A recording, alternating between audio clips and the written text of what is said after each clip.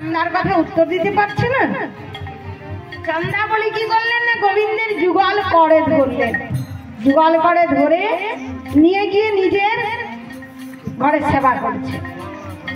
আচ্ছা মা, চন্দ্রাবলী তো গোবিন্দ সেবা জানে না, কেমন করে সেবা করেছিল বলো তো?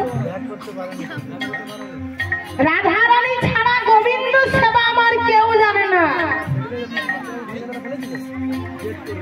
চন্দ্রাবলী কেমন করে সেবা করেছিল? নয়নে কাজল দিতে গিয়ে গালে কাজল দিয়েছিল, ভালে চন্দনে ফোঁটা না দিয়ে সারা সর্বাঙ্গে চন্দন লেপন করেছিল। আর কি করেছিল না, চরণে যাবত করিয়েছে। আর চন্দ্রাবলী কেমন ভাবে সেবা করেছে? অহেতুকি ভাবে সেবা। এই যে অহেতুকি ভাবে সেবা, এই অহেতুকি ভাবে সেবা আর কে করেছিল? বাবা কে করেছিলেন গো অহেতুকি ভাবে সেবা? দক্ষিণেশ্বর কালীবাড়ির খেপা ঠাকুর রামকৃষ্ণ। রামকৃষ্ণ এইভাবে সেবা করেছিলেন। দক্ষিণেশ্বর কালীবাড়ির খেপা ঠাকুর রামকৃষ্ণ ছিল পূজারী, আর রাজা কে ছিল? দক্ষিণেশ্বরের রাজা হচ্ছে রানী রাসমণি। সবাই বলা বলি করছে কি, সবাই বলা বলি করছে যে খেপা ঠাকুর পূজার বিধান জানে না। রানী এমন একজন পূজারী রেখেছে যে সে পূজার কিছুই জানে না। রানী যখন এই কথা অনেকেরই মুখে শুনলো, চিন্তা করলো যে না, আমাকে তো একদিন দেখতে হবে ঠাকুর কেমন করে পুজো করে। হ্যাঁ গো মা, একদিন রানী কি করেছে জানো? দক্ষিণেশ্বর কালীবাড়িতে রওনা হলেন, পালকিতে চড়ে দক্ষিণেশ্বর কালীবাড়িতে রওনা হলেন। সেখানে গিয়ে দেখছি কি, খেপা ঠাকুর পুজো করছে। কি করে পুজো করছে? মাত্র 2খানা জবা ফুল এনেছে। সেদিন কিন্তু মাত্র 2টি জবা ফুল এনেছে, বেশি আনেনি। আর কি এনেছে? 2খানা মিষ্টি এনেছে। মিষ্টি মানে কি? বাতাসা। 2খানা মিষ্টি এনেছে। আর কি এনেছে না, কিছু বিল্ল দল এনেছে। মায়ের কাছে এসে বলছে, মা রোজই তো তোর চরণে রাঙা জবা দি, আজ কিন্তু আর রাঙা জবা দেবো না। কেন দেবো না? আজ তোর এই খেপা ছেলের সাজ জেগেছে, কানে পড়বো।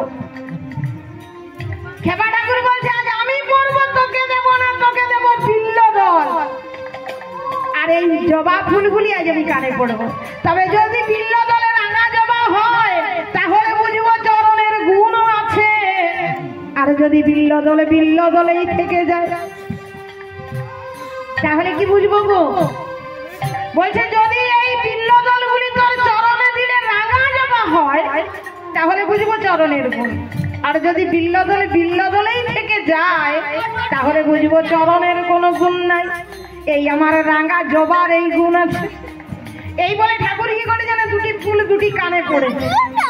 আর বিল্ল দলগুলি যেমনি মায়ের চরণে দিয়েছে, অমনি রাঙা জবা হয়ে গেছে। হরি হরি হরি বল। অমনি রাঙা জবা হয়ে গেছে। অহেতুকি ভক্তি বলে রাঙা জবা হয়ে গেছে।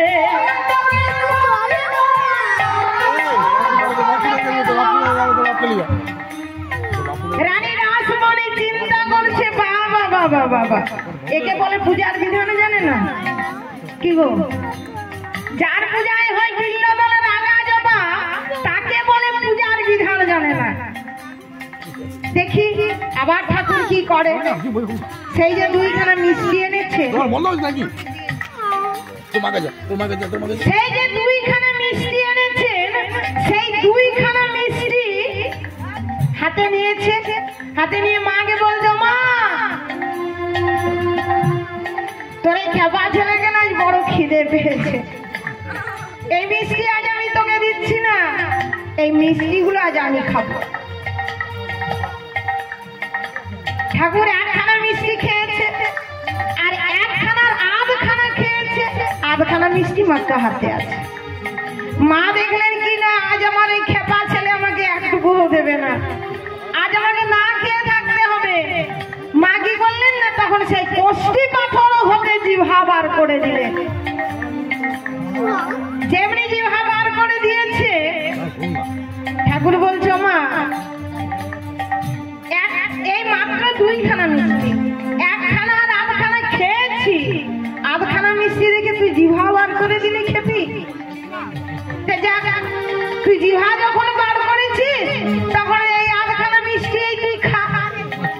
আধখানা মিষ্টি জিভার উপর চাপিয়ে দিলেন। মা ধীরে ধীরে জিভা টেনে নিলেন।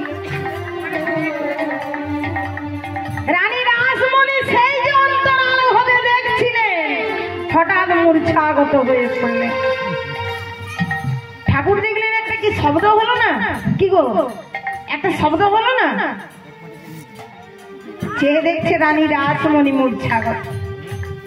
বলে ও মা, আজ আমি কত আশা করে তোর পুজো করেছিলাম, তুই আমাকে তাও করতে দিলি না। মুখে গঙ্গা বাড়ি দিয়ে শ্রেষ্ঠ করলেন। সেই জন্যই বলছি হে সজ্জন ভক্তমণ্ডলী, যদি কেউ বাবা